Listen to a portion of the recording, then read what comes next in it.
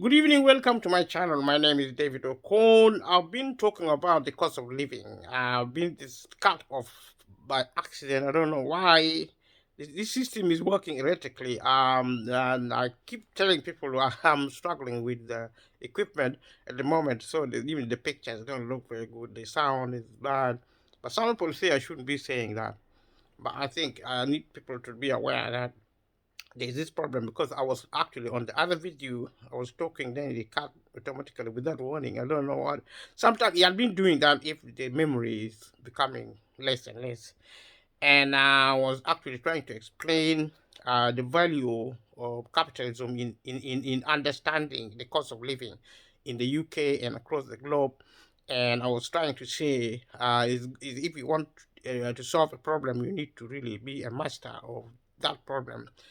The cost of living, if you want to deal with it effectively, because it's going to be around for a long time.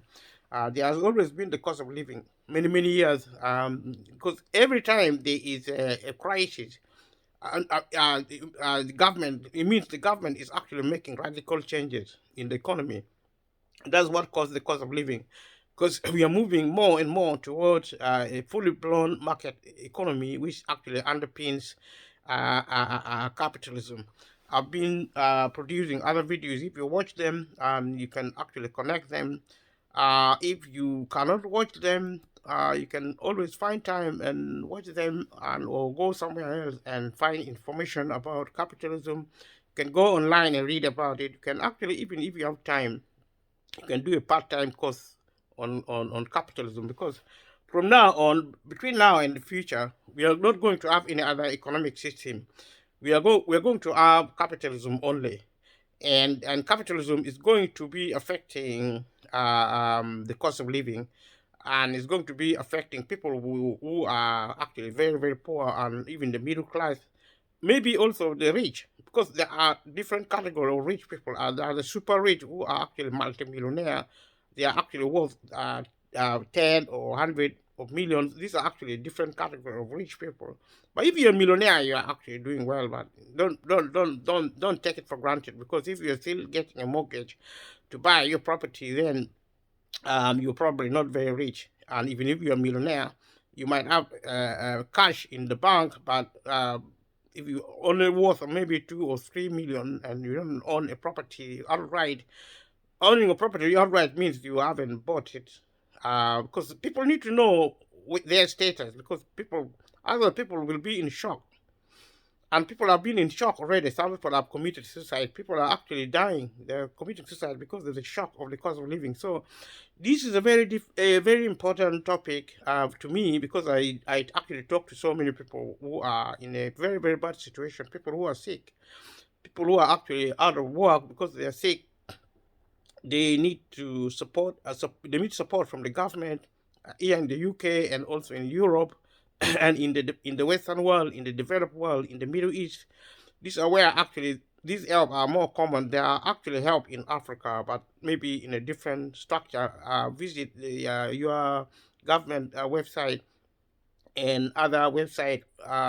You can look online to find help given. If not, if you're in Africa, try and pay attention to yourself, your community, your family, and if you work together to make sure you help each other out.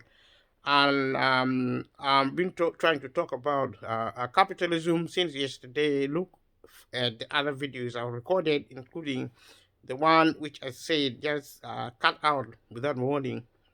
Um, I'm trying to look at the history of capitalism. Somebody called Cosimo de Medici, who managed to build an international financial empire and was one of the first Medici bankers. These are some of the people who actually pioneered capitalism. Capitalism is about business, it's about the market, it's about competition, it's about investing in capital, it's about accumulation of wealth. And there are individuals who really play a leading role in creating capitalism. And capitalism in its modern form can be traced to the emergence of agrarian capitalism and mercantilism in the early Renaissance in city states like Florence. These are actually Florence. I think Florence is in Rome. We're talking about mercantilism is actually trade. Mercantilism is the art of trading, selling and buying. I made those references in the previous video yesterday. If you look at it, they're fairly long videos anyway, but if you have time, watch them. Because these are actually important studies. I will understand them if you have time. If not, then look for help in some other way. This is actually I'm setting a background because I'll be talking about the cost of living a long term and setting out the background as broad as possible because these factors are very important in explaining the cost of living. And I'll be going forward actually with this information, with this background, to look at some specifics about help which is now available with the government or some other issues coming along. But this video is more than the cost of living because I'll be talking about other things as well as the cost of living. So when we talk of Renaissance, the birth of knowledge, how knowledge developed, how it was created, quite is exciting because at the core of it was capitalism. Agrarian is actual agriculture. How people began to settle, how they began to grow grain, selling this and that is trade. And Florence was actually the hub of this economic activity. City states like Florence. Capitalism has existed incipiently on a small scale for centuries in the form of merchant renting and lending activities, and occasionally a small scale industry with some wage labor. Like I said, was actually small scale. It's not like a trickle. Like people sell things here, people sell things there, and sorry, people sell things here, and basically, it started like a small scale industry. Um, One of the features of capitalism is that they hire people for work and they pay them wages. So all these were created. Today we talk of employment. I've been talking employment today as part of social capitalism, which is actually intervention by the government to support people. And government can support small and medium businesses, even big businesses, to create jobs, even if even if small businesses were not going to create jobs. Sometimes the government actually create capital projects so that it create jobs for people. But this was actually a temporary measure to support capitalism to move away, so that people don't really feel the stretch, the stress of poverty. But somehow now they're moving away. I suspect because of the growth of technology. Technology can now support the economy going forward. And my hope is that the technology will also support people who do not have work, because technology is taking away work. So this is important for the cost of living if you want to understand it as a topic, and but also if you want to prepare for the future, because the cost of living is going to be a way of life. The cost of food, the cost of energy, the cost of employment, I mean unemployment, and lack of support from the government. The cost of NHS, National Health Service in the UK, public health services across the globe. There's going to be less and less support for people who do not have money, and the same with transport, the same with everything really. So this channel is supposed to support people short, medium, and long term. Choose what you need to know. Um, it is now my responsibility to try and talk about this thing in a more systematic way if I can. Simple commodity exchange and consequently simple commodity production, which is the initial basis for the growth of capital from trade, are a very long history. So we talk about commodity. These are actually goods and services, especially goods, and exchange actually selling and buying, and we talk about simple commodity production. The productive capacity was very small in the past. We talk about the history of capitalism. Um, uh, So these actually formed the initial basis for the growth of capital from trade, and have a very long history, like I said. So during the Islamic Golden Age, Arabs promulgated capitalist economic policies such as free trade and banking. So the religion, like we saw in other videos, also played a part in developing the economy. So we talk about Islamic Golden Age, which is actually where the Arabs were involved using actually knowledge from the religion and also the culture of Islam, of the Muslim culture, and they play a part uh, in promulgating capitalist economic policies such as free trade and banking. So free trade is still here today. It's gone global, but banking also is a very strong element of capitalism because it involves money, finances. Their use of Indo-Arabic numerals facilitated bookmaking. Arabic numerals are actually maths. They are the root of mathematics. So when people talk about Arabic numerals, mean numbers, how to deal with maths. Maths and language is actually the backbone of knowledge. Either you know maths or you don't. And so it facilitated bookkeeping. Bookkeeping, if you're an accountant, you have to know maths. So this actually was already in existence. They all uh, was so key to the development of capitalism. These innovations migrated to Europe through trade partners in cities such as Venice and Pisa.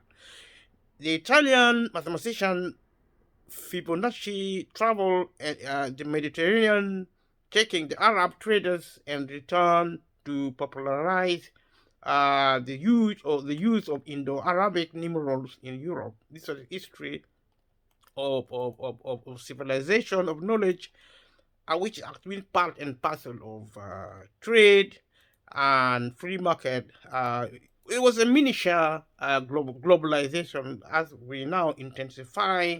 Now it's actually is an industrial scale. Globalization is happening now in industrial scale as we are moving forward under full blown capitalism. And we saw in the other videos that globalization and capitalism are the fundamental causes of crisis of any sort, more or less. Most of all, the cost of living. That's why I'm talking about it. So we will look at agrarianism, which is actually agriculture.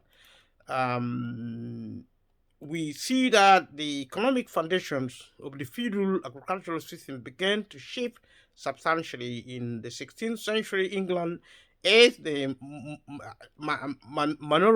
manorial system had broken down and had begun to become concentrated in the hands of fewer landlords with increasingly large estates.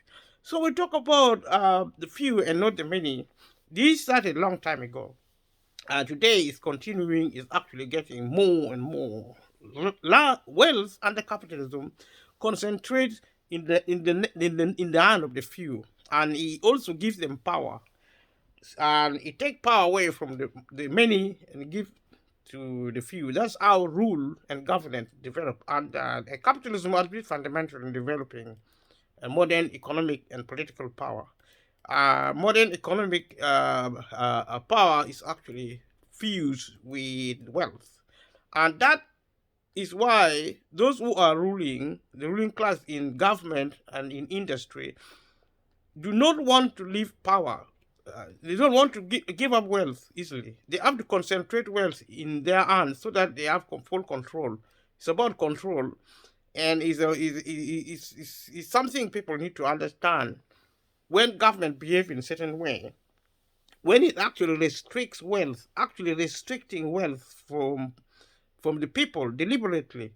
Because if people have wealth, it's going to create instability. We heard of inflation, we have of interest rates and things like that. Inflation can cause capitalistic economy to collapse. Unfortunately, capitalism is now what we have. and we are not going to have any other system. We are talking about fully blown capitalism, not really mixed with anything. We used to talk about mixed economy, but no, not anymore. From now on, we are going to have crisis and crisis and crisis, because the changes are so cataclysmic. It's very volatile. It's going to create a lot of crises. Cost of living is one of those crises. So people need to pay attention and make a study in this on this channel or elsewhere. Instead of a self-based system of labor, workers were increasingly employed as part of a broader and expanding money-based economy. The system put pressure on both landlords and tenants to increase the productivity of agriculture to make profit. The weakened coercive power of the aristocracy to extract peasant surpluses encourage them to try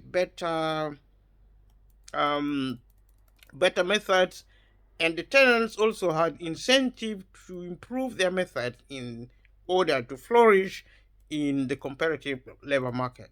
So competition began to develop as early as the ancient of days, and the labor market have always been the mix. I talk of employment a lot as part of the cost of living, because people are paid low because the industries want to control wealth. There is no other reason why your employer should pay you less, especially rich organization, wealthy organization should be paying people a lot of money. But somehow the politics of wealth is such that you control it to remain in power, and power sometimes has two logic to do with wealth, but also to do with glory. People want to rule. They want to really feel big. They feed their egos. I mean, power can be of necessity to control wealth so that you don't lose it, but also because you want to rule. You want to be somebody important. You rule over other people. You rule over the world, including humans. So these are actually people. Those in power want to maintain their glory. These are actually, as God, the strongest impulse, the greatest source of motivation to remain in power is actually glory. Because if it wasn't, it was if it is also to maintain security over your wealth. That's why there is a network of family and friends ruling in the West, and even in the East, in the developing country. The behavior of power develops around the economy, wealth, and also the glory of wanting to rule, which is actually very complex matrix to deal with, and it's going to be easy, and that's why I said the cost of living is going nowhere.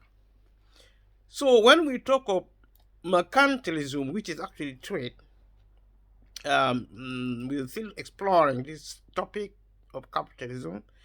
And leave a comment below if you are watching this video, and let me know what you think about mercantilism. Mercantilism, I already said, is like it's come from the word merchant. Merchants are actually traders.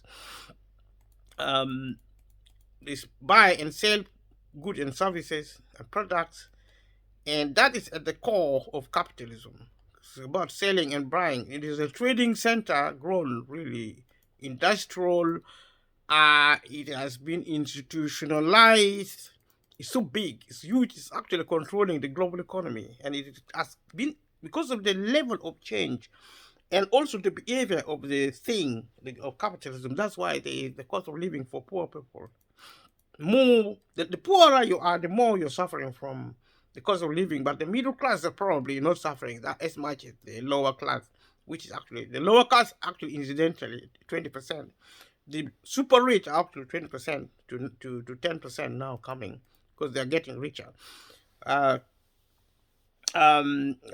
These stories are actually painted on seaports in places like France, as early as the 1630s, at the height of trading, mercantilism. So you talk about the economic doctrine prevailing from the 16th century to the 18th centuries in common, which is commonly called mercantilism. Like I've been trying to explain, this period, the age of discovery, was associated with the geographic exploration of foreign lands by merchant traders, especially from England and the Low Countries. Talk about globalization. It started as early as the 16th century, and today it's actually climaxing what we have now in the same way as capitalism. Actually, globalization and capitalism is the same, except that capitalism has gone global. Mercantilism was a system trade of trade for profit, although commodities were still largely produced by non-capitalist method. So other production were there alongside capitalism, but as we know now, capitalism has won and socialism has died. Most scholars consider the era of merchant capitalism as mercantilism as the origin of modern capitalism, although Karl Polanyi argued that the hallmark of capitalism is the establishment of generalized markets for what he called the fictitious commodities, that is land, labor, and money. Some people call land, labor, and money as fictitious, but these are actually the essence of commodity. And it is surprising, perhaps not very surprising, that no one knows anything about land in a developed world, because nobody talks about land, but it is the actual the essence of capital. And labor, what people do, the work done, is also capital. The money, and these are not fictitious commodities. They are not.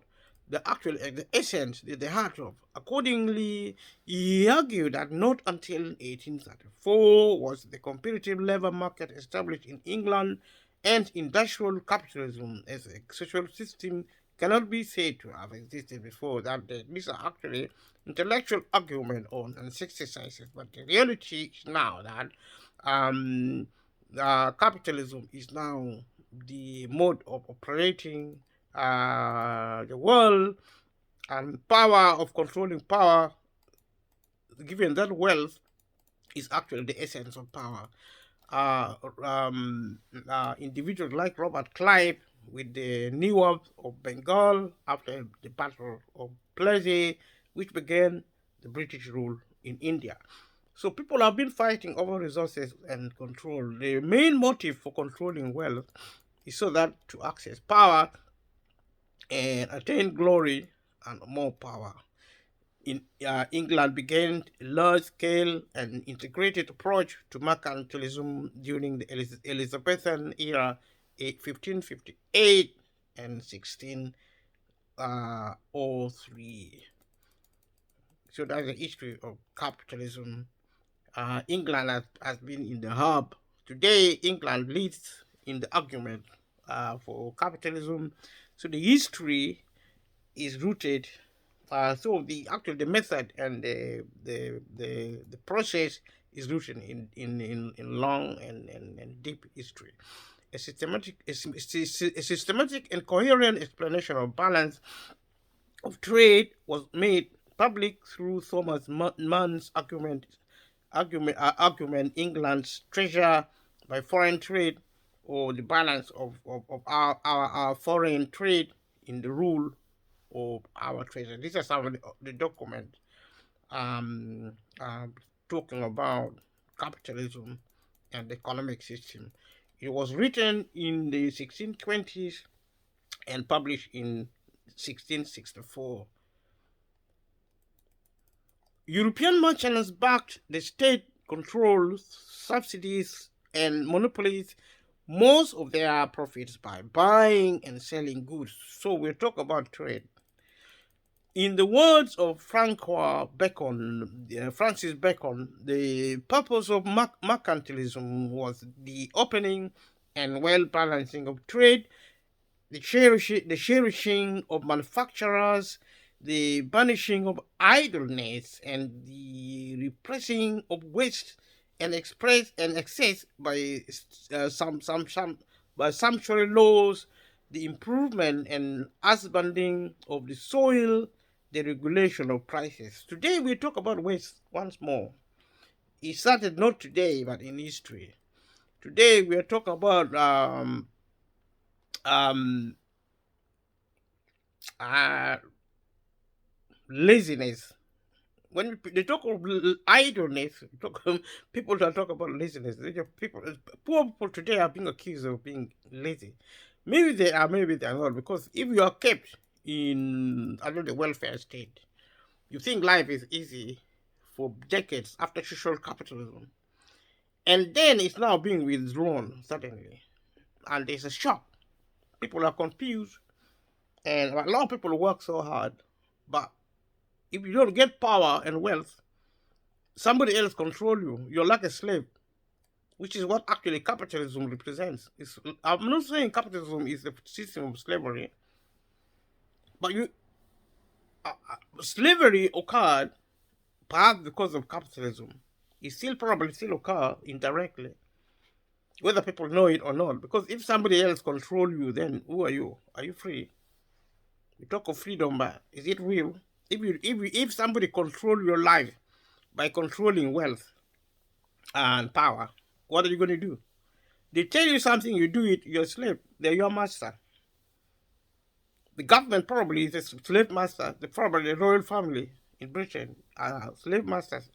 Leave a comment below what you think about modern slavery. Modern day slavery is referred to people smuggling and other things, but you could be shocked what slavery might or might not look like. After the period of proto-industrialization, the British East India Company and the Dutch East India Company, after massive contribution from the Mughal, Bengal, inaugurated an expansion era of commerce and trade. This is actually the events in India during colonialism, expansion of trade. Colonialism was actually inspired by trade and the search for wealth and resources and to control those resources so that you get national and global security when you are in government ruling over people and their territories. These companies were characterized by their colonial and expansionary powers given to them by nation states. Nation states are these are actually sovereign states who actually give up their power. They surrendered because they are being conquered by a more powerful state like Britain, Rome, and now the United Nations under the global economic auspices. During this era, merchants who had traded under the previous stage of mercantilism invested capital in the East India companies and other colonies seeking a return on investment. Investment and more money. If you invest, you actually multiply wealth. You invest wealth, you actually multiply more wealth. Industrial revolution. We're looking at industrial revolution as a continuation of capitalism, actually also a landmark event which actually put Britain at the forefront of global capitalism and also global power, as we will see in this material. Like I said, if you know what the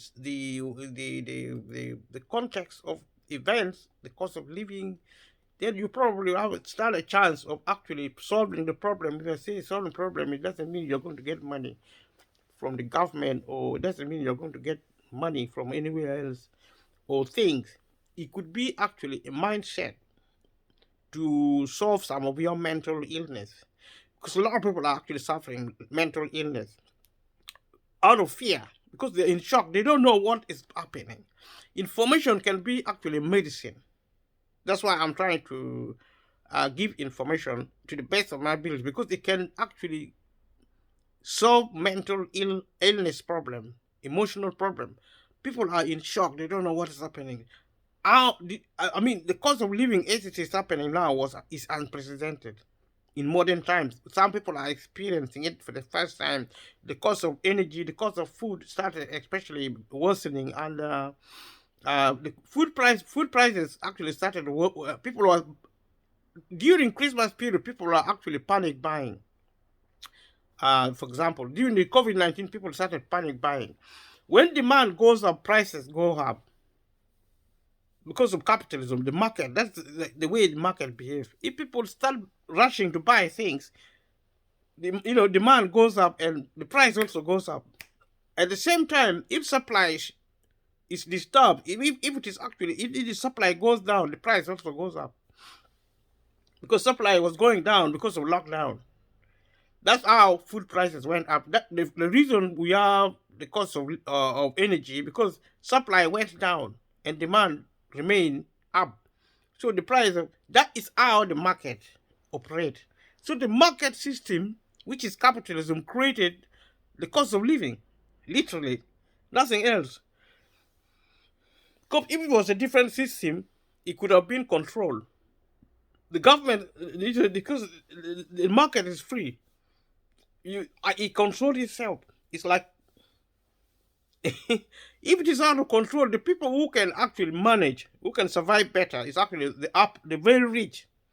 The poor people can actually be wiped out by disasters involving capitalism. So it's a serious, potentially it's a very serious thing.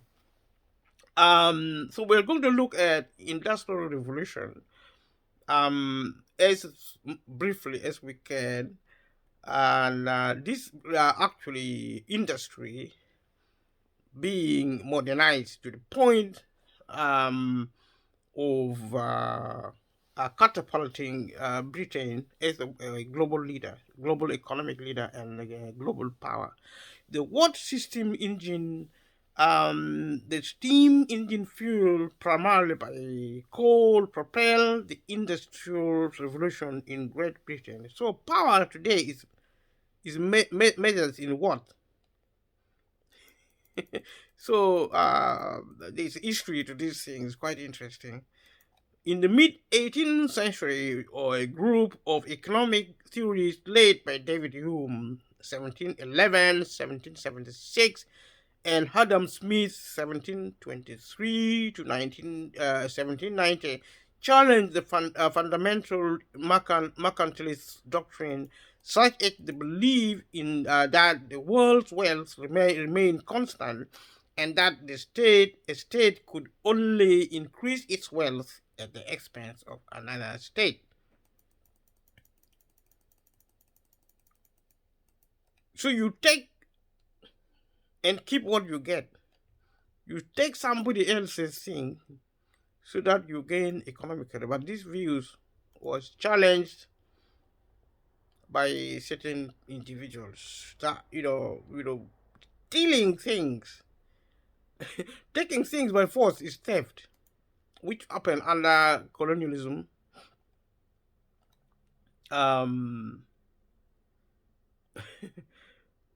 Stealing, taking things by force, or conquering other people and taking their wealth by force. So some people saw that as being unsustainable, and in a sense, the Western world, actually the developed world, actually took wealth by force from other parts of the world and brought it here. That's why they're more powerful than other people by theft. They may not call it that way, they may call it different, but if you take somebody else's thing, if you go to Africa and steal things from there and bring it to Europe, and maybe you go and colonize America and take the entire America. Europeans actually went and colonized America and took everything from there, and it became theirs. They were the minority. A lot of people died in the process. There were a lot of really evil things happening with imperial colonialism and all that. This is actually, some people actually thought this is not going to last. It will not be sustainable. There should be some other form of wealth relationships. Maybe that's why trade was developed and capitalism was developed as a more peaceful way of accumulating wealth. But we'll look at that. So during the Industrial Revolution, industrialists replaced merchants as a dominant factor in the capital system and affected the decline of the traditional handcraft skills of artisans guilds and journeymen. We talk about artisan, people who created things, actually, who made things and sold them. So industrialists, people who control the industry, will replace these small holding traders. So when we talk about something happening at an industrial scale, it means it's actually is controlled by power. So that is what industrial revolution is. They actually revolution means overthrowing one thing and replacing it with another. It's like it's like an economic coup against small traders. Bigger and wealthier and more powerful traders took over. That's what industrial revolution mean. Revolution mean. So you talk about guilds and journeymen, people who travel to trade. They're called journeymen. um, Guilds, people who did gildings and things, who made things actually, the craftsmen, if you like. Also during this period, the surplus generated by the rise of commercial agriculture encouraged increased mechanization of agriculture. Industrial capitalism marked the development of the factory system of manufacturing, characterized by a complex division of labor between and within work process and the routine of work tasks, and eventually established the domination of capital mode of production. So the system of militarization, it is what called regimented mode of production in factory, the rise of the machine, the rise of production line. All this change the relationship in labor, in capital, in trade, and these actually serve to uh, produce what is now capitalism. Industrial Britain eventually abandoned the protectionist policy formerly prescribed by mercantilism.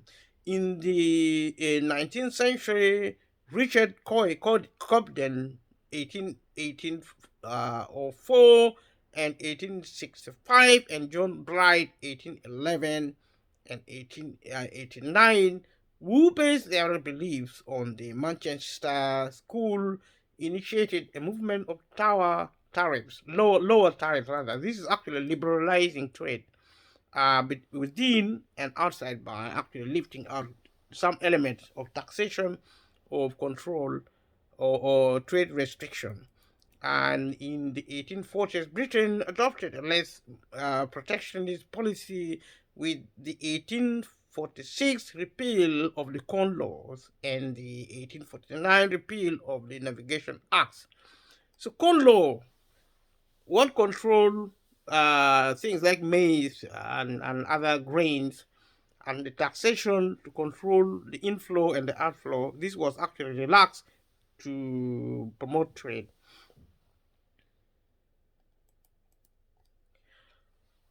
In the 1840s, Britain adopted a less protectionist policy. I've already said that with the Act, with the 1846 repeal of the Corn Laws and the 1849 repeal of the Navigation Act, and Britain reduced tariffs and quotas in line with David Ricardo's advocacy of free trade. So when we talk about free trade in the global context, now it was historical also, as well as now being intensified. And as we look at the different forms and facets of capitalism and globalization, I'm going to stop this video here. And thank you for watching. If you haven't subscribed, please subscribe. If you haven't shared, share. And see you in the next video. Thank you. Bye bye.